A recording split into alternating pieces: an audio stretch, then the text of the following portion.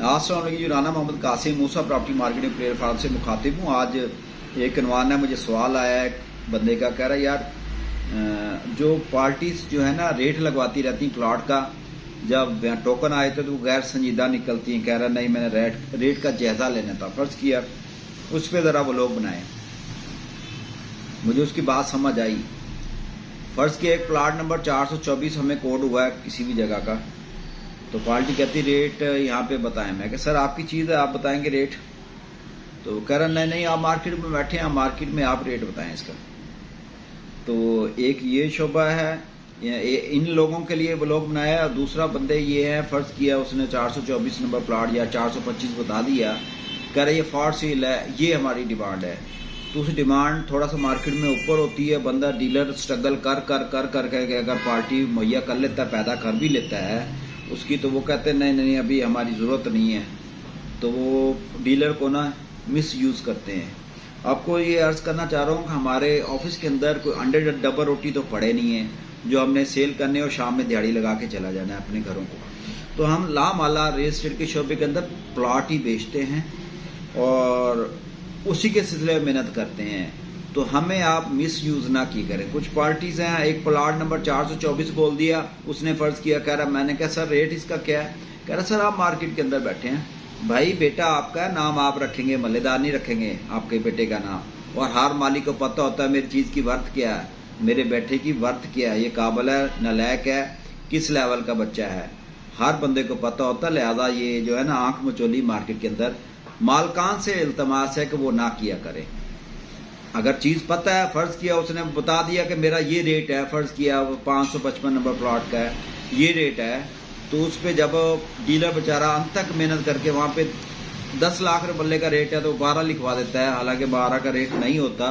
तो डीलर बेचारा मेहनत कर कर कर कर कर कर कोड कर कर कर कर 3 से 4 महीने कोड पार्टी अगर पैदा भी कर दे तो बाद में वो कहता है सॉरी यार मेरी जरूरत पैदा होगी, अच्छा ये रेट चल रहा है, नहीं इस रेट पे तो मेरा इरादा भी नहीं है। तो ये बेवकूफ़ बनाते हैं डीलर हजरात को।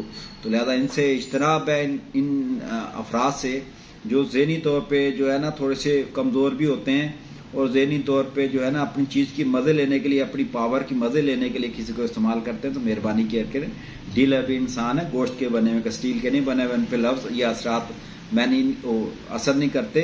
और मार्केट के अंदर एक रिस्पेक्ट लेके बैठे होते हैं डीलर हजरात, उनको मिस यूज़ ना किया करें। इस तरह की एक पार्टी थी मेरे पास, उसने कहा मेरा प्लॉट बेच दे। मैं कहा ठीक है सर मैं बेच देता हूँ। मुल्तान से बाहर की पार्टी थी, कह रहा यार फलाना बंदा आ रहा है, आप इसको टोकन दे दें। मैं कहा ठीक है मैं सर मैं दे देता हूँ टोकन, इसको कोई मसला नहीं है।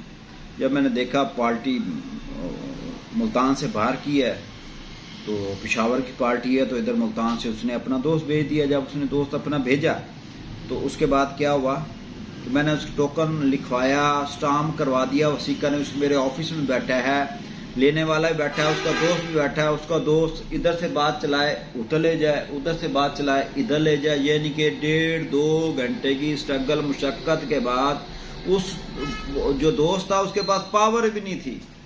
यानी कि उसने मालिक पीछे कह रहा टोकन पकड़ा, पर उसके अंदर इतनी स्किन नहीं थी कि वो टोकन बयाना हमारे से ले ले। वो हम तो उसके कहने के ऊपर उसको टोकन बयाना भी दे रहे, सारे मामला तय कर रहे थे। लिहाजा 1.5 घंटे जिलो ख्वार करने के बाद क्या हुआ, निशिस्त किस्सा मुख्तर करो, निशिस्त बर्खास्त होगी, डील कैंसिल हो गई। मुझे बड़ी तकलीफ हुई, लेकिन मैंने रेट पे मेहनत की है उसकी, उस पार्टी भी पैदा कर ली, टोकन के साथ बयान का स्टाम्प भी लिखा गया, बैठा हूँ, डील नहीं हुई, बड़ी तकलीफ हुई मुझे। मैं कहा ठीक है भाई बेटा, अगर तू भी प्लाट बेच गया ना तो मैं भी रियल एस्टेट का काम छोड़ दूंगा। अब जी वो बंदा ना व्हाट्सएप पे मेरे साथ राब्ते में था, दुआ सलाम मैंने वही रखी।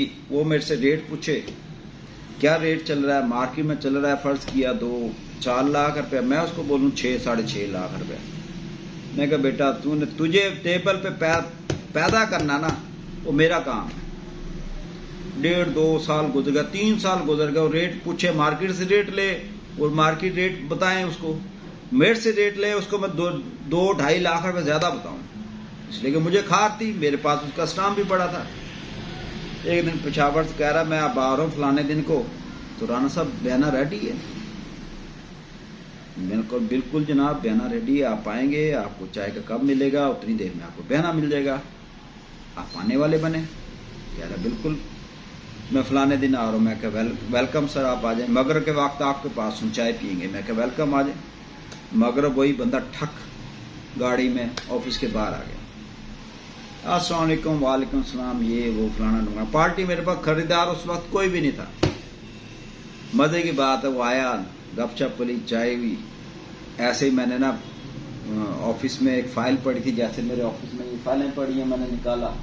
कह रहा सुना है भाईजान बयाना दे। मैंने स्टाम्प वही निकाला ओल्ड वाला, मेरे पास पड़ा था, उसने जो किया था मुझे मिस यूज किया या जैसे भी किया। मैं कहा सर ये आपने 3 साल पहले स्टाम्प किया मेरे साथ? कह रहा बिल्कुल किया मैंने स्टाम्प।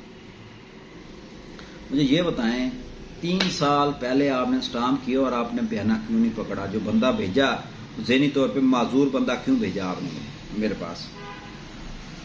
हम मार्केट में नहीं बैठे, हम सिर्फ आपके प्लाट के लिए बैठे हैं, आपके मकसद के लिए बैठे हैं, हम अपनी इज्जत लेके नहीं बैठे हुए मार्केट के अंदर।